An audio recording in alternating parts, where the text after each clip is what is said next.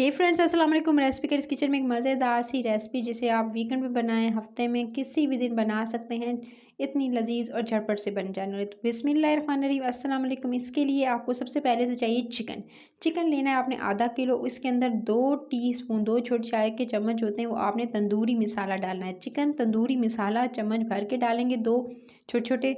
उसके बाद आपने इसके अंदर लहसुन पाउडर और अदरक का पाउडर दोनों हाफ हाफ टी स्पून भर के आपने इसके अंदर शामिल करना है, यानी आधा छोटा चाय का चम्मच शामिल करना है। फिर आप इसके अंदर काली मिर्च का पाउडर इस्तेमाल करेंगे, ब्लैक पेपर पाउडर इस्तेमाल करेंगे, आधा टीस्पून आधा छोटा चाय का चम्मच। इसके अंदर पेपरिका पाउडर जाएगा, यानी आपने देगी लाल मिर्च जो होती है वो ऐड करनी है, तकरीबन आधा टीस्पून के करीब। उसके बाद आपने इसके अंदर शामिल कर देना है नमक हस्बे जायका।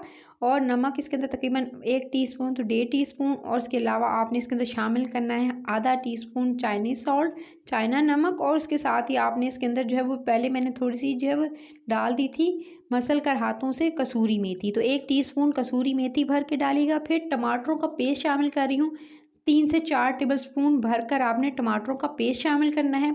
गाढ़ी पानी निकला हुआ दही इस्तेमाल करेंगे। जितना अच्छा आप बनाना चाहते हैं इस रेसिपी को, उसके लिए आपने हमेशा जब भी दही यूज़ करना है, आपने इसके लिए 3 से 4 टेबलस्पून भरकर आपने गाढ़ा दही यूज़ करना है। बिल्कुल पानी वाला पतला पतला दही यूज़ नहीं करना है।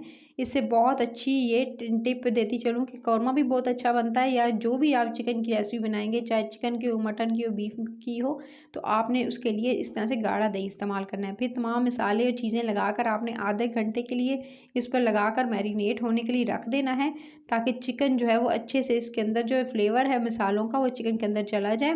सो इसको मैंने तकरीबन जो है वो 30 मिनट्स के लिए, इसको 30 मिनट के लिए लगाकर मसाले छोड़ दिया था। और 30 मिनट में मसाले लगाकर छोड़ने के बाद अगर आप चाहें तो 30 मिनट नहीं तो ओवरनाइट पूरी रात भी रख सकते हैं, उससे बहुत ज़्यादा अच्छा फ्लेवर आएगा। तो फिर जी रेडी करते हैं। सबसे पहले तो आपने लेना है घी।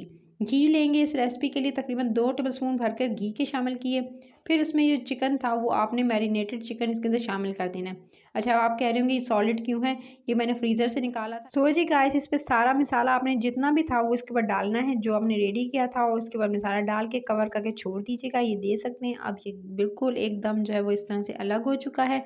इसको आप भुनाई करेंगे। जब भी आप ऐसा जो फ्रीज़र से निकाला हुआ गोश्त शामिल करें तो हमेशा आँच जो है वो तेज़ कर दिया करें, तो ईज़िली जो है वो अलग हो जाता है इस तरह से। सो आपने इस तरह से इसको फिर भुनाई करनी है। इसकी इतनी भुनाई करेंगे 3 से 4 मिनट कि जो इसका कलर है वो आपको, इसका कलर पिंक गुलाबी जो था वो उससे बिल्कुल एकदम जब हट के आपको ये पका हुआ गोश्त जो है इसकी तरफ होता हुआ आपको कलर दिखाई दे, इतनी आपकी भुनाई करनी है, लेकिन गोश्त गले का नहीं। सो इसकी 3 से 4 मिनट मैंने चिकन की बहुत अच्छे से भुनाई की, और साइडों पे इतनी भुनाई की कि जो पानी था, आप चाहे वो टमाटरों का था या दही का, वो ड्राई आउट होने लगा, यानी बिल्कुल एकदम ड्राई होने लगा।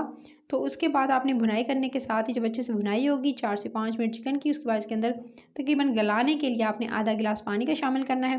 पानी का आधा गिलास शामिल करते ही फिर आपने करनी है धीमी आंच, और धीमी से दरमियानी आंच करके कवर करके छोड़ देंगे। जब चिकन अच्छे से गल जाएगा, ये देख सकते हैं चिकन बिल्कुल अच्छे से गलने के करीब है। अगर तो आप इसे जो है बॉयल राइस यानी उबले हुए चावलों के साथ सर्व कर रहे हैं, तो फिर आप इसके अंदर थोड़ी सी ग्रेवी रहने देंगे। लेकिन अगर अगर आप इसे रोटी के साथ, नान के साथ, चपाती के साथ एंजॉय करना चाहते हैं, तो फिर आप इसको बिल्कुल एकदम ड्राई कर लेंगे। बिल्कुल एकदम परफेक्ट रेसिपी हो चुकी है रेडी। जी वो जो नॉर्मली आप जो है वो घंटों मसाले बनाए, प्याज लें अलग से, टमाटर भूने, वो सब से हट के थी। सो आप इसे एज इट इज़ बनाइएगा और झटपट से ये रेसिपी बन जाती है। यानी अगर आपके पास टाइम ना हो तो आप इस रेसिपी को ज़रूर ट्राई कर सकते हैं। उतनी लाजवाब, उतनी लजीज होगी जितनी आप मछली, कौरमा या बीफ की रेसिपी एंजॉय कर रहे हो। सो आपने इस रेसिपी को ज़रूर ट्राई करना है, और नान चपाती के साथ इसको सर्व कीजिएगा या चुबले चावलों के साथ। अपना ख्याल रखिएगा। फिर मिलती हूँ। Till the next video, take care.